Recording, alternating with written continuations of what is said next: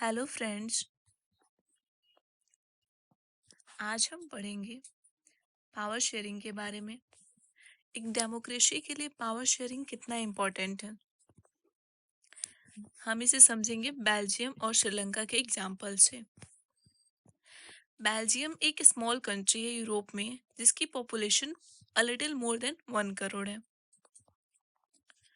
यहाँ की total population में 59% जो लोग हैं वो फ्लेमिश रीजन में रहते हैं और डच बोलते हैं। 40% जो लोग हैं वो वेलोनिया रीजन में रहते हैं और फ्रेंच बोलते हैं। रिमेनिंग 1% जो है वो जर्मन बोलते हैं। यहाँ हम फिगर से देख सकते हैं। जो यहाँ येलो कलर से दिखाया गया वो डच पीपल, जो लोग डच स्पीकिंग पीपल्स हैं और फ्लेमिश रीजन में रहते हैं उनको दिखाया गया।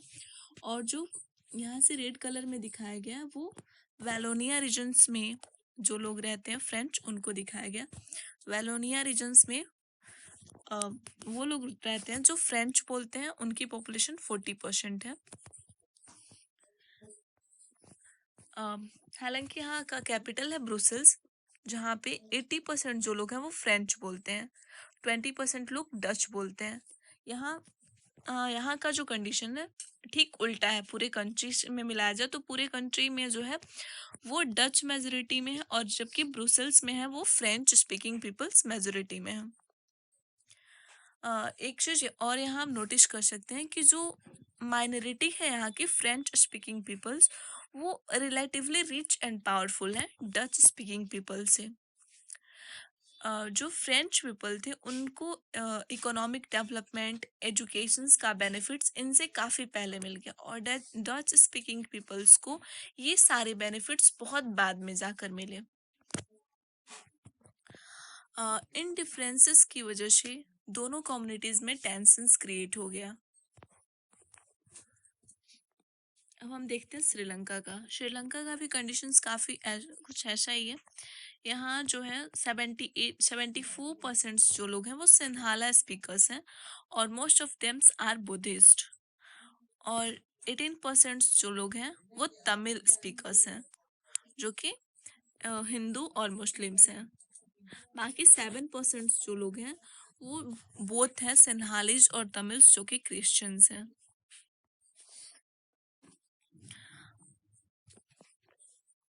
जो श्रीलंका की, हाँ, मेजोरिटेरियनिज्म को हम समझते हैं पहले।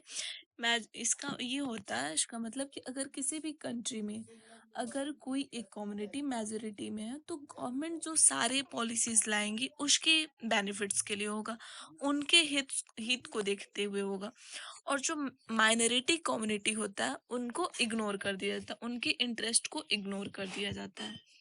तो श्रीलंकन गवर्नमेंट ने मेजोरिटेरियनिज्म की पॉलिसी को अपनाया, और इन 1956 सिन्हाला को ऑफिशियल लैंग्वेज बना दिया गया श्रीलंका का।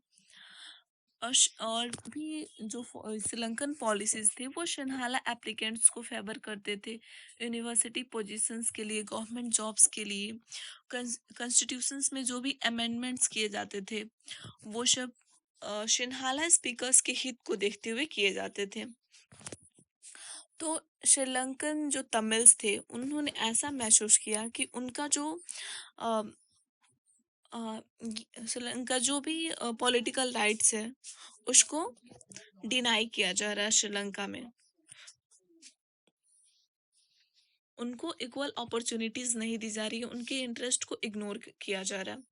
एक और चीज गौर करें कि वहाँ जो तमिल्स हैं 18%, उसमें से 13% जो है वो श्रीलंकन तमिल्स हैं और 5% इंडियन तमिल्स हैं, जो प्लांटेशन वर्कर्स के रूप में श्रीलंका चले गए थे।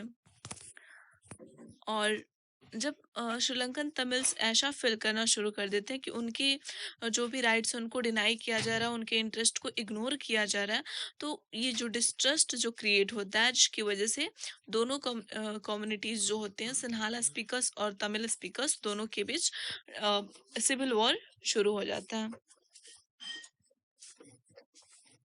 और बेल्जियम की जो गवर्नमेंट होती है वो अपनी कंट्रीज का जो कल्चरल डिफरेंस होता है, कम्युनिटी डिफरेंस होता है, उसको समझती है, और वो एक अपना डिफरेंट अप्रोच से कंडीशन को समझती है और उसके हिसाब से एक्शन लेती है। In 1917 and between 1970 and 1993, their constitution was amended 4 times.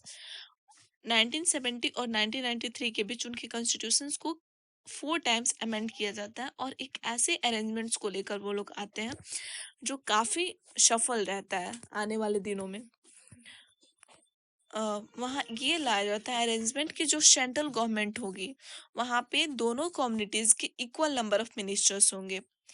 और इस अरेंजमेंट को डच जो है, जो मेजोरिटी में है पूरे कंट्री में, वो इस अरेंजमेंट को एक्सेप्ट करते हैं। और ब्रुसेल्स जो है वहाँ पे फ्रेंच स्पीकर्स मेजोरिटी में है।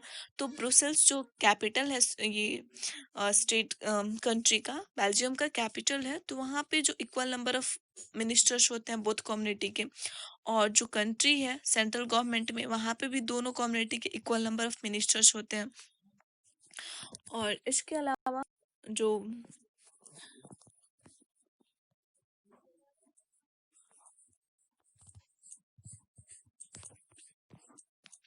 जो श्रीलंका ये